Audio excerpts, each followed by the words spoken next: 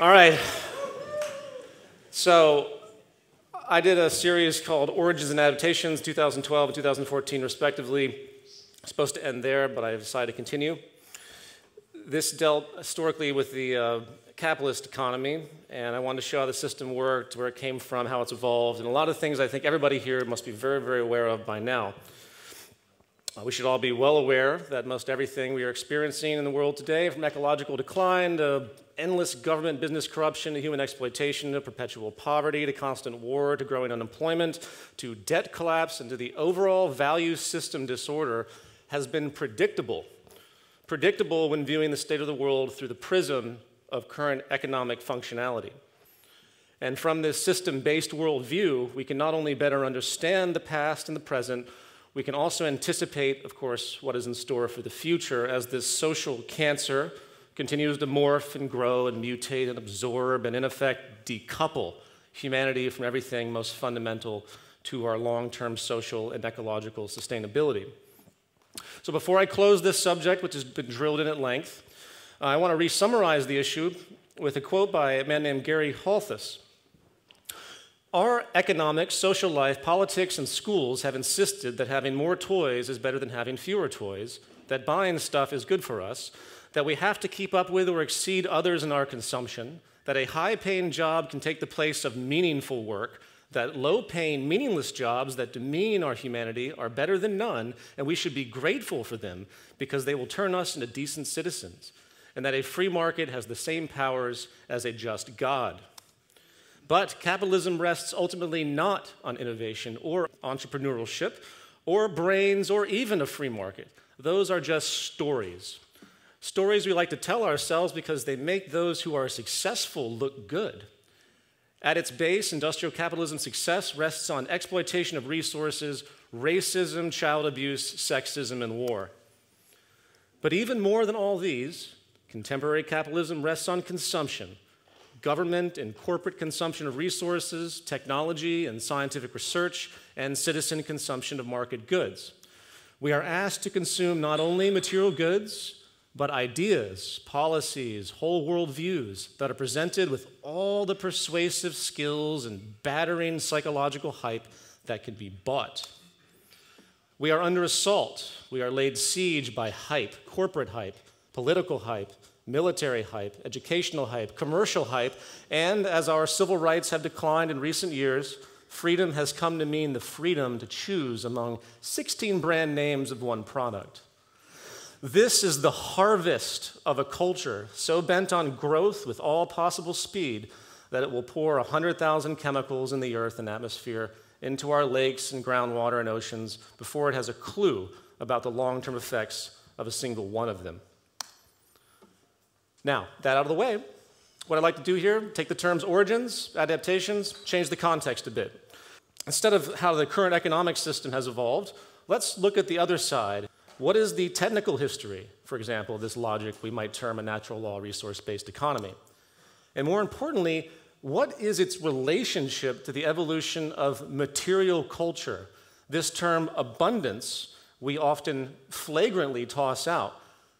What does this evolution suggest about ourselves, our psychology, our sociology, even our nature, as the deeply social organisms we are? Now, I have to warn you, this presentation is a bit stream of consciousness. I'm less interested in defining a whole set of ideas, but I want you to more or less entertain the concepts I put forward, even though naturally I'll be drawing some conclusions. Here is a table of contents. If you could read it in the back, I'm sorry. If you can't read it, I'm sorry. By a man named John Eltzler. Some of the themes might sound eerily familiar if you read these contents. We have chapters on the power of wind, tide, waves. We have chapters on systems of machineries and the establishment of applications of these powers, a plan for building of a community. Oh, and the earth can nourish 1,000 times more men than now exist, etc. Sounds familiar. This is one of the first post-scarcity books ever written.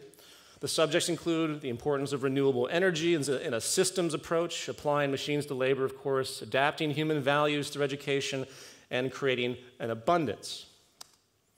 Here are some quotes.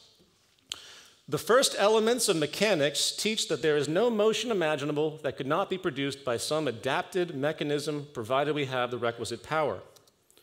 We have superabundance of power, 1,000,000 times greater than all men on earth could effect hitherto. The powers are chiefly to be derived from the wind, from the tide, from sunshine, and the heat of the sun.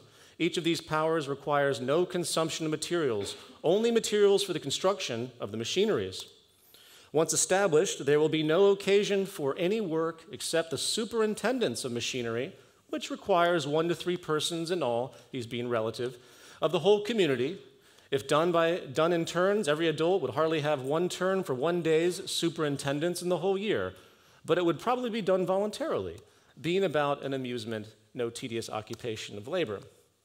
Today, we drudge and toil in agriculture and in manufactories, making many useful and many useless things for human life, for supplying many various demands and necessities, comforts, and luxuries. We care little about the real benefit our industry may afford to the buyer, provided we make money by their sale. There is an endless variety of artificial productions of every kind resulting from competition of the producers.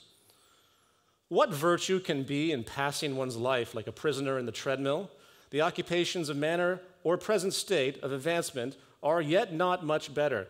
They are either a monotonous drudgery or some insipid occupation, which nothing but custom and necessity may render tolerable in some degree, but which are the very means to keep the mind in inactivity in low, trivial pursuits. What is the mighty object of leading such a life? Of course, to get money in order to buy what one wants. Is this the most exalted virtue, the highest destination of man's life that can be thought of in this world? It may be a virtue or a necessary evil in a state of general ignorance and prejudice, but it is no virtue found in nature. Does any of this sound familiar? This book is called The Paradise Within the Reach of All Men, Without Labor by the Powers of Machine, of Nature and Machinery, and it was written almost 200 years ago in 1833. That's about 50 years before the first light bulb was invented. Etzler envisioned a society that harnessed renewable energies in various ways, plugging them into power steam engines and using those engines in turn to facilitate automation, stopping human servitude and drudgery, and hence the creation of his view of a global abundance. He even talks about creating composite materials out of wood dust and particles and approaching architecture through molding and extrusion, along with mixed-use concepts such as ocean-powered steam vessels that are desalinating water at the same time as producing energy. And of course, he implies little need for the market or monetary system and saw it as a waste of life and inefficient. It's safe to say that historically speaking, Etzler appears to be one of the first to promote the most core framework of what TZM generally embraces. His primitive but lucid analysis regarding the potential of science and technology to help humanity through earth-based natural law design is really missing nothing when you read his work. His overall technical perspective is sound.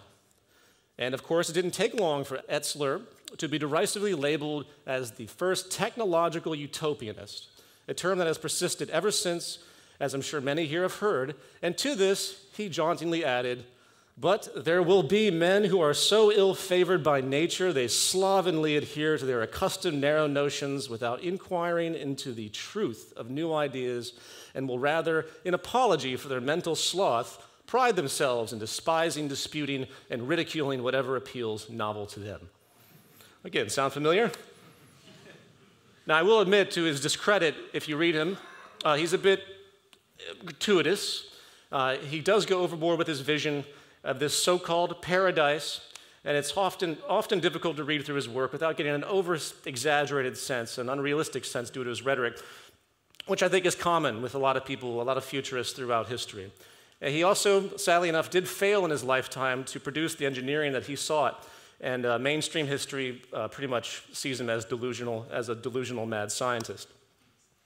Now, all that noted, that historical little tidbit, let's do a thought experiment. Let's assume we went back to 1833, the time of this book, but instead of using Etzler's primitive version of what could be a resource-based economy with renewable energy-powered steam engines moving steel and wood automation machines to free labor, we instead transplanted the current, common 21st century technology into 19th century. Remember, Etzler's idea of paradise was to remove the need for labor, drudgery, and create abundance in the material climate he knew at the time. Keep that in mind. Back then, there were no powered cars, no home-wired electricity, no planes. We hadn't even hit the Victorian era yet. Life was very simple in comparison to today. And just as we today have little clue what material life will be like 200 years from now, how could we expect Etzler to perceive any differently? Again, his vision of paradise was based upon the expectations, values, and ambitions of the time. It's a very important point. Back to the issue. It is needless to say that there is certainly no question that 21st century technology as we know it could create the material expectations of an upper class lifestyle, standard of living, respective to the early to mid 19th century without labor for income, assuming a shift in the social system, of course. Absolutely no question. And again, before I go further, please understand that this is an argumentative abstraction. This is a speculation. As if we're aliens that came down in 1833 to install automated tech, filling in whatever industry was doing at the time, the means of production and interest to satisfy the interests of the time. So I don't want anyone to read into this to think that this is some static state of concept of technology, because really, in truth, when technology develops, it changes our values. So keep that in mind. This is about a material expectation of a given culture at a given time. And the abstract question I pose to you all is, would it be enough? Would you be satisfied with your ability to be free of servitude, living a high standard of living for 1833, free to pursue interests as you saw fit, even though it's still 1833? Obviously, from the standpoint of today's material culture, it's rather hard to accept that, right? Because we're so acclimated to life today in its relatively advanced technological state. Well, with that in mind, how about this? What if I told you that tomorrow all of you will have access to an upper-class home, access to 3D printing means that can produce everything material you may need given our traditions at the time? Global transportation was free and fast, organic, or your food is organic, pure, freely available through automated vertical farms, and so on. Hence, your life would now be open to pursue, again, your own interests and projects with no need to fear for your basic economic survival without servitude or monotonous labor. Hence, what we promote as a resource-based economy. I would be very surprised if anyone here would deny this condition and the cultural satisfaction, clearly, that it would generate. But wait, what if we shot ahead 200 years from now and humanity is now darting around the universe at near the speed of light, living on various planets just for a change of scenery, facilitating a seemingly almost infinite amount of goods by today's standards through nanotechnology or the like. And perhaps, I don't know, even pressing little buttons on their wrists that give them instant orgasms. In that world, 21st century society would be pretty crappy, wouldn't it? I mean, it would be just as primitive in that future view as we look back on the 19th century. So what's my point? Well, material expansion is the term I'm using here, I hope that makes sense, after the core universally shared needs of all people are met, is transient. It has to be. It's meaningless. It's like stepping forward on an escalator, moving the other direction at the same time. It goes nowhere. One, for example, cannot successfully argue that the merit of an advanced technological society with all the frills that we see in the West today is somehow better than a culture, say, that lives without any such modern communication, electricity, or an arsenal of hedonistic toys, but due to their worldview, their exposure and their values, they are actually satisfied with their standard of living. They are happy and have high relative public health as a result. What's the problem?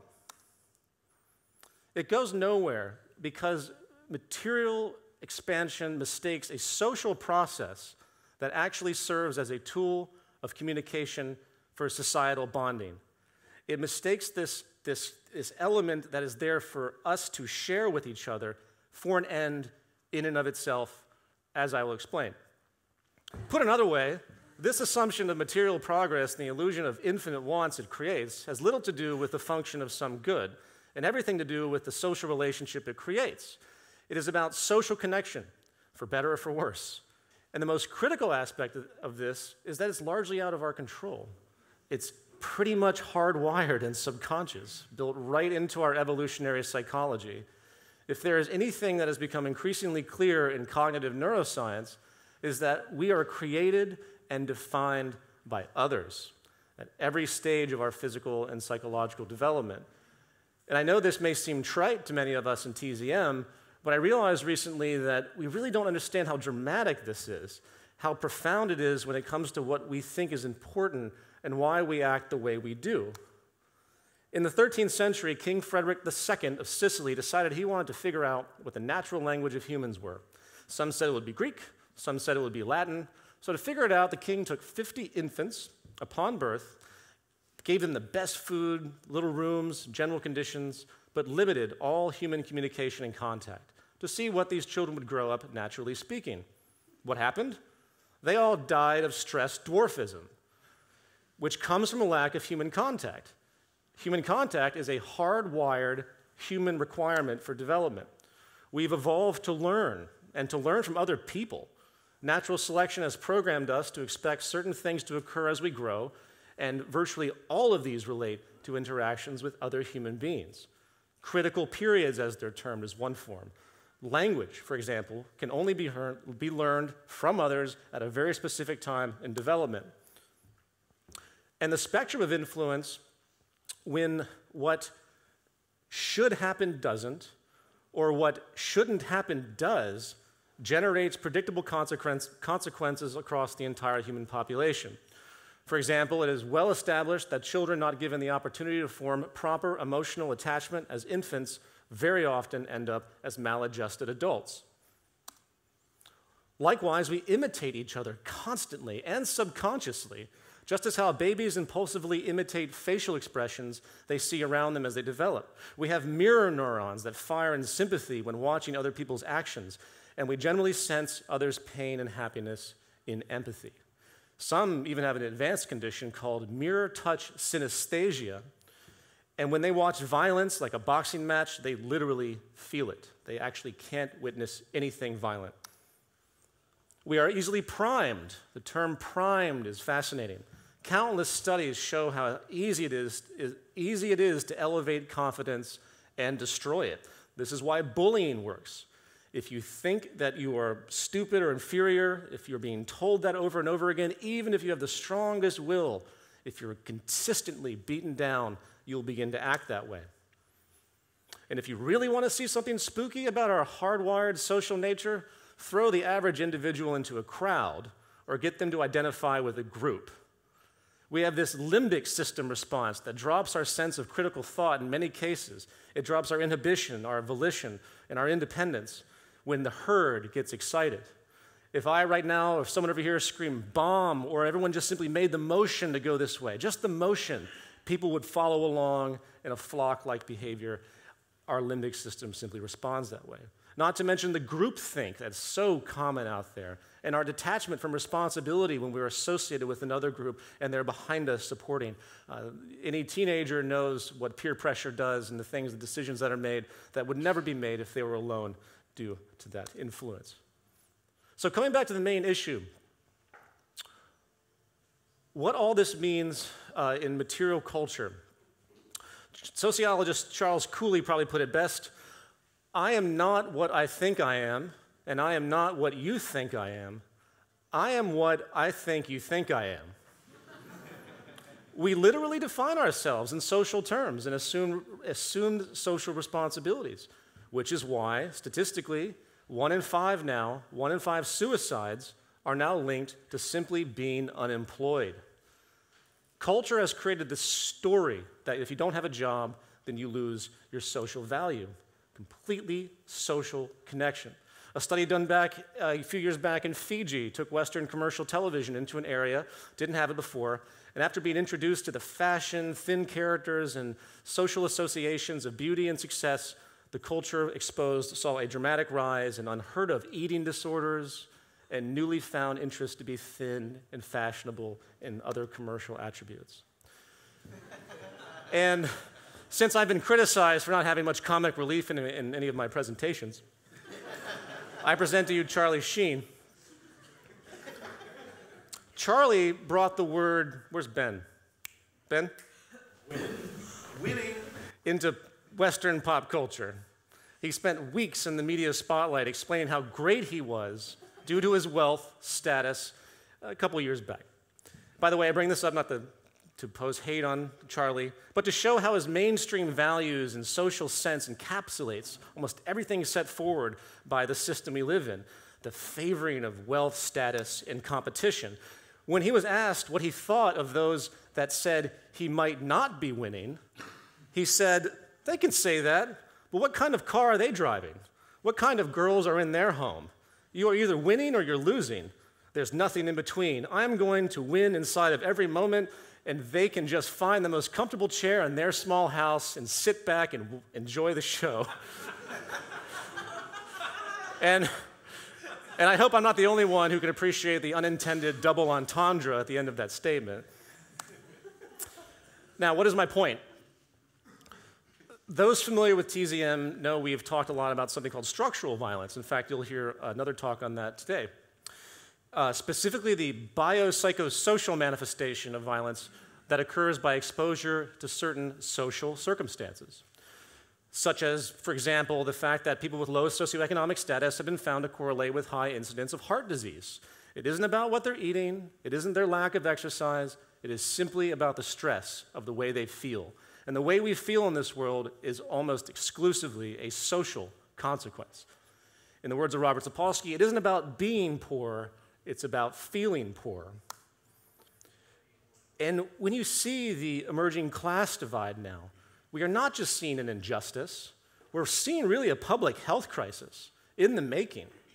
And the real task at hand, the real adaptation, to come back to the form of this lecture, is to redefine the social contract, to redefine how we actually look at each other, because really that is all that matters to any of us, whether we're aware of it or not. So in conclusion to this mildly rambling presentation, when it comes to the future of our society, when it comes to the heart of a sustainable culture, when it comes to the precondition that can set the stage of a new relationship, not only with each other, but with the habitat itself, I think this material gain status continuum trap is going to be one of the most profound philosophical problems facing all of us and the culture at large, those that are, of course, in the normal sphere most of all. And it will be the core force distracting the public from understanding the general logic of the new social system we talk about, based on balance, sustainability, and human trust, true social capital, the only reason we exist. And our adaptation to understand the critical need to alter this distorted current sense of relationship, or to use old language, to alter this distorted spiritual relationship, is a subject that each of us need to consider in our own communication practices. And I thank you very much.